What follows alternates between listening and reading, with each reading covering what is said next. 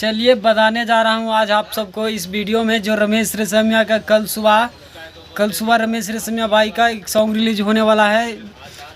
कल सुबह रमेश रेशमिया का एक सॉन्ग रिलीज होने वाला है दिव्या शक्ति म्यूजिक पर।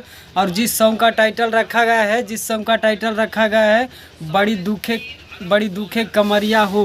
बहुत अच्छी सॉन्ग है और कल सुबह ही डायरेक्ट वीडियो ही रिलीज होने वाला है। जाइए और जाकर सुनिए। कल सुबह 7 बजे रिलीज होने वाला है। और बता दूं कि पोस्ट किया